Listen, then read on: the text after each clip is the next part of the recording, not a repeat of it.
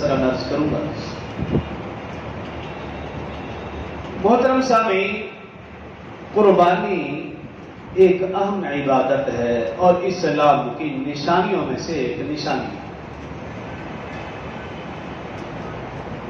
جس طرح دیگر عبادات تمام امتوں میں تھیں، اسی طرح یہ والا عمل، یہ والی عبادت بھی ہر امت میں رہی ہے۔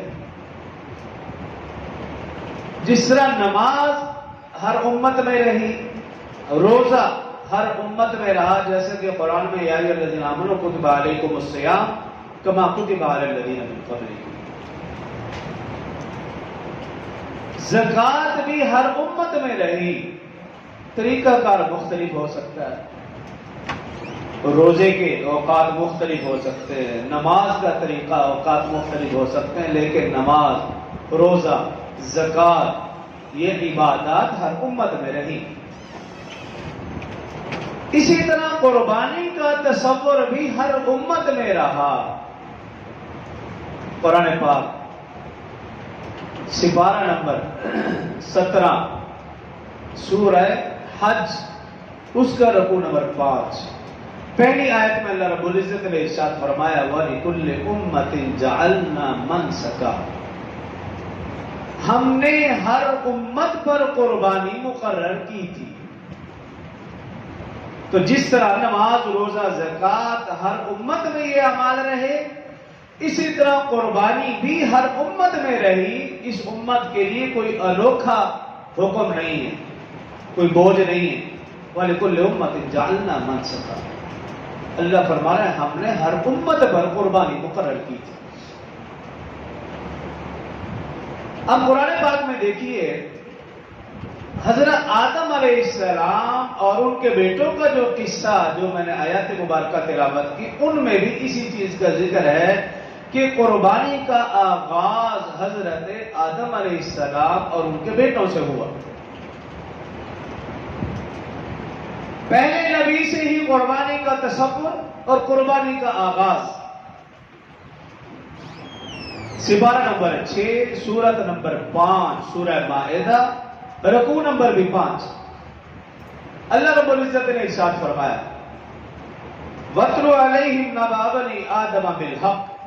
ان آیات کا ترجمہ بھی کر دیتا ہوں کہ بعد میں رہ نہ جائے۔ اللہ رب العزت نے ارشاد فرمایا وَاتْلُ عَلَيْهِمْ نَبَأَ بَنِي آدَمَ بِالْحَقِّ، اے پیغمبر آپ ان لوگوں کو آدم علیہ السلام کے دو قصوں، آدم علیہ السلام کے دو بیٹوں کا قصہ سنا دیجیے۔ وَاتْلُ عَلَيْهِمْ نَبَأَ بَنِي آدَمَ بِالْحَقِّ، اور آگے کیا فرمایا اِذْ قَرَّبَا قُرْبَانًا، جب دونوں نے قربانی پیش کی، فَتُقُبِّلَ مِنْ أَحَدِهِمَا، بس اللہ نے ان میں سے ایک کی قربانی قبول فرما لی، وَلَمْ يُتَقَبَّلْ مِنَ الْآخَرِ، اور دوسرے کی قربانی قبول نہیں کی۔ حضرت آدم علیہ السلام کے دو بیٹے قابیل اور حابیل، اس آیت کی تفسیر میں تمام مفسرین نے لکھا کہ آدم علیہ السلام اور اما حوا علیہ السلام جڑوا بچے پیدا ہوتے، ایک لڑکا اور ایک لڑکی۔ ایک حمل سے دو بچے پیدا، لڑکا لڑکی، دوسرے حمل سے پھر دو بچے، لڑکا لڑکی۔ اب اللہ کا حکم یہ تھا کہ جو دو جڑوا بچے پیدا ہوں ان کا نکاح اگلے دو جڑوا بچوں کے ساتھ، لڑکا ادھر سے لڑکی ادھر سے، اس طرح یہ طریقہ کار تھا اس شریعت میں، اور اللہ نے نسل کو بڑھانا تھا، اللہ کا حکم تھا۔ قابیل کے ساتھ ایک لڑکی پیدا ہوئی جو اس کی سگی بہن، حابیل کے ساتھ ایک لڑکی پیدا ہوئی جو اس کی سگی بہن۔ اب جب یہ جوان ہوئے تو قابیل جانتا تھا کہ میری شادی حابیل کی بہن کے ساتھ ہوگی اور حابیل کی شادی میری بہن کے ساتھ ہوگی۔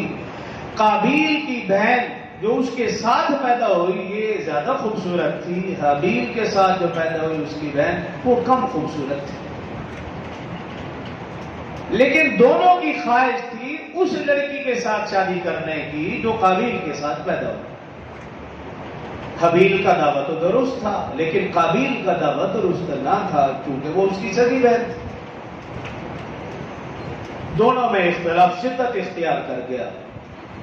آدم علیہ السلام نے بیٹوں کو سمجھایا، جب سمجھ نہ آئی تو آدم علیہ السلام نے دونوں کے سامنے یہ رائے رکھی، بھئی تم دونوں اپنی اپنی قربانی اللہ کے ہاں پیش کرو، جس کی قربانی قبول ہوگی وہ اپنے اس دعوے میں، اپنی اس رائے میں وہ سچا ہے، اور جس کی قربانی رد ہو گئی وہ اپنے دعوے میں جھوٹ ہے، اس کی رائے درست نہیں۔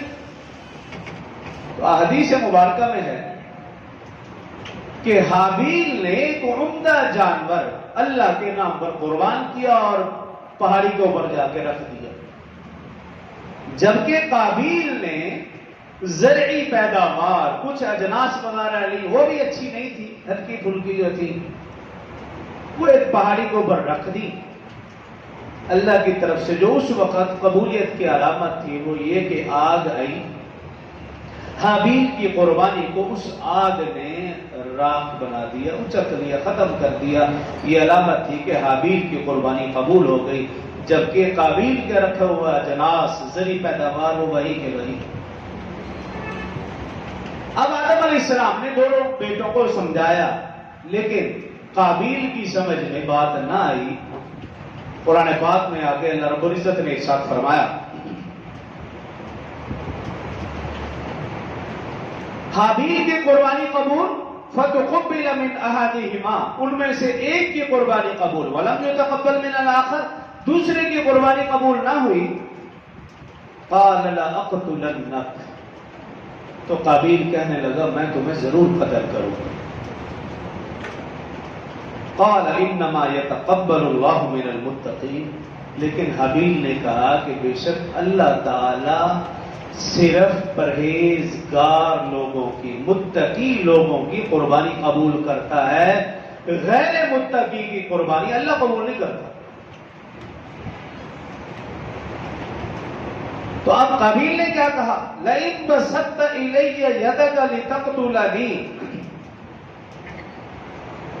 حابیل پھر اپنے بھائی قابیل سے کہنے لگا اگر تو مجھے قتل کرنے کے لیے ہاتھ پھیلائے گا، وہ سمجھ گیا نا اب یہ مجھے قتل کرنا چاہتا ہے، تو حابیل نے کہا لئن بسطت الی یدک لتقتلنی، اگر تو مجھے قتل کرنے کا ارادہ رکھتا ہے، اس ارادے سے تو میری طرف ہاتھ بڑھائے گا، ما انا بباسط یدی الیک لیقتلک، میں تجھے قتل کرنے کے لیے ہاتھ نہیں بڑھاؤں گا، میں تجھے کچھ نہیں کہوں گا۔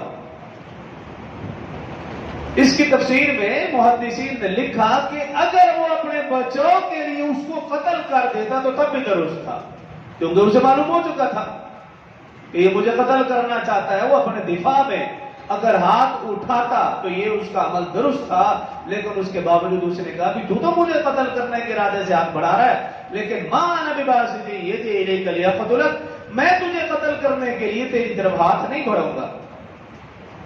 انی اخاف اللہ رب العالمین، کیوں؟ میں اللہ تعالیٰ سے ڈرتا ہوں، میرے دل میں خوف خدا۔ آگے تشریف لائیں، آج کے ہمارے مہمان ناز خان تشریف لائے ہیں، ان کو بھی انشاءاللہ موقع دیں گے۔ انی ارید ان، اب حابیل نے کیا کہا، انی ارید ان تبوء باسمی و اسمک، حابیل کہنے لگا میں یہ چاہتا ہوں، تیرے گناہ تو تیرے ذمہ ہیں، لیکن جو میرے ذمہ جو مجھ سے گناہ ہوئے ہیں، جب تو مجھے قتل کرے گا وہ گناہ بھی تیرے کھاتے میں چلے جائیں گے، میں یہ چاہتا ہوں، انی ارید ان تبوء باسمی و اسمک، اور پھر کیا ہوگا، فتکون من اصحاب النار، تو دوزخ والوں میں سے ہو جائے گا، وذالک جزاء الظالمین، اور ظالموں کی یہی سزا۔ پھر کیا ہوا، فطوعت له نفسه قتل اخیہ، پھر جب قابیل نے اس کو قتل کرنے کا ارادہ کیا، فقتلہ، پھر اس کو قتل کر دیا، فاصبح من الخاسرین، بس وہ خاسرین میں سے ہو گیا۔ فبعث اللہ غرابا یبعث فی الارض، پھر اس کے بعد فبعث اللہ غرابا، جب اس نے قتل کر لیا اب اس کو سمجھ نہ آئی کہ میں اس لاش کا کروں تو کیا کروں. تو اللہ رب العزت نے کیا فرمایا؟ فبعث اللہ غرابا، پھر ہم نے کبا بھیج دیا. یبحث فی الارض، جس نے زمین کو کریدا.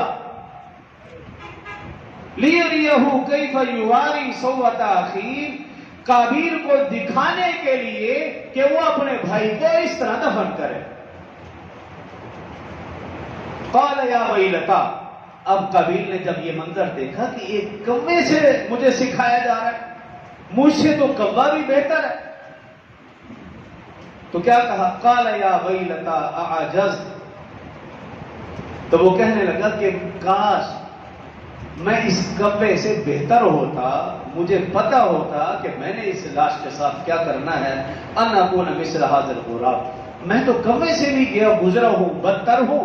فاواری سوءۃ اخی، مجھے اپنے بھائی کو دفن کرنے کا بھی طریقہ نہیں آتا. فاصبح من النادمین، پس وہ پشیمان ہو گیا، افسردہ ہو گیا یہ منظر دیکھ کر. افسر اللہ تعالیٰ نے اس واقعے کو بیان کیا. اب اس واقعے میں سے جو سبق ملتے ہیں اس کو مختصراً یہ عرض کر دوں کہ اس کائنات کا سب سے پہلا قتل ایک بھائی نے بھائی کا کیا، اور وہ بھی ایک عورت کی وجہ سے، اور وہ بھی حسد کی وجہ سے. اور پھر اس سے اگلی آیت میں اللہ نے کہا وَمَنْ أَحْيَاهَا فَكَأَنَّمَا أَحْيَا النَّاسَ جَمِيعًا، جس نے بغیر کسی وجہ کے ایک شخص کو قتل کیا گویا اس نے پوری کائنات کو قتل کر دیا.